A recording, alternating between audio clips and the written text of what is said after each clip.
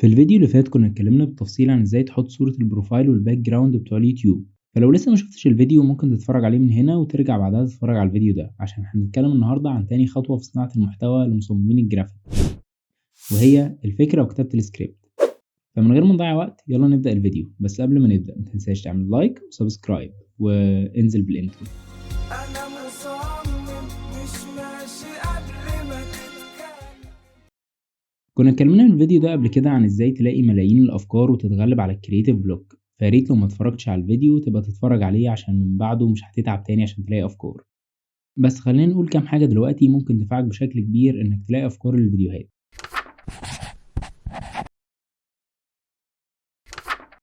واول حاجة هي انك تسأل شات جي بي تي. انا مثلا قلت له اني بعمل محتوى عن الجرافيك ديزاين على يوتيوب ومحتاج افكار للفيديوهات، ولقيته طلع لي افكار كتيرة جدا، وممكن لو الافكار لسه مش عاجباك تطلب منه انه يديك افكار تانية.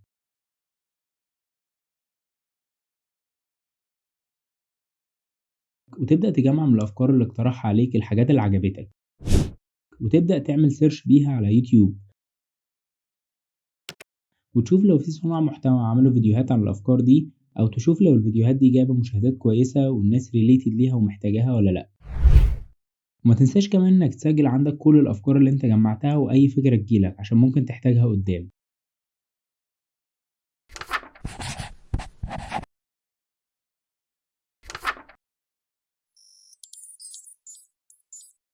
أول حاجة في أي سكريبت فيديو بتكون مقدمة، وأفضل 3 دخلات تبدأ بيهم هما سؤال زي مثلا عمرك سألت نفسك إزاي تبقى جرافيك ديزاينر؟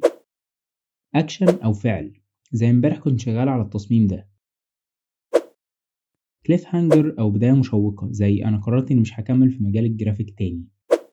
وميزة أي مقدمة من دول إنها بتجذب انتباه المشاهد بشكل كبير إنه يكمل الفيديو عشان يعرف إجابة السؤال أو إيه اللي هيحصل بعد كده.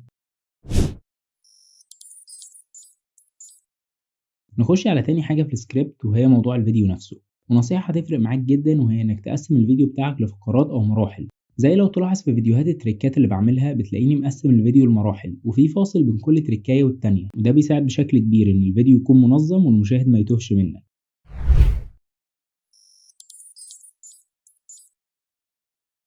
حاول دايما إنك تعرض النتيجة النهائية وبعدين اللي حصل عشان توصل لها. زي مثلا في الفيديو ده أنا عرضت الأول النتيجة النهائية لطريقة الكتابة دي، وقلت لو عايز تعرف اتعملت ازاي اتفرج للآخر، وابتديت بعدها أشرح الخطوات بالتفصيل.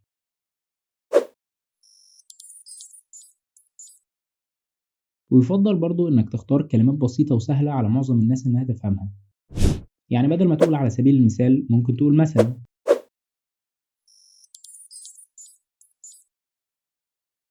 وحاول طول ما انت بتعرض أي فكرة إنك تضيف مثال يوضح الفكرة اللي انت بتتكلم عنها. يعني لو افترضنا إنك بتتكلم عن أهمية تطوير مستواك في مجال تصميمات السوشيال ميديا وإن في مصادر مجانية كتير بتحقق ده، ممكن تذكر مثال مثلا على المصادر المجانية دي قناة نور ديزاين.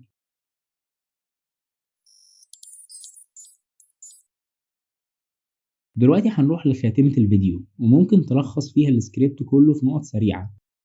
زي لو هنلخص اللي قلناه لحد دلوقتي هيكون مقدمة مشوقة، تقسيم الموضوع، اختيار كلمات بسيطة، إضافة أمثلة توضيحية، الخاتمة.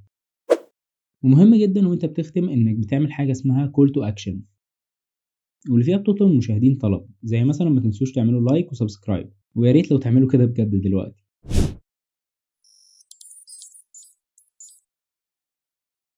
ممكن برضو انك ترشح محتوى فيديوهات تانية للناس تتفرج عليها. بالمناسبة هتلاقي ظهر عندك دلوقتي لينك سلسلة الصورة المصغرة لو حابب تتفرج عليها.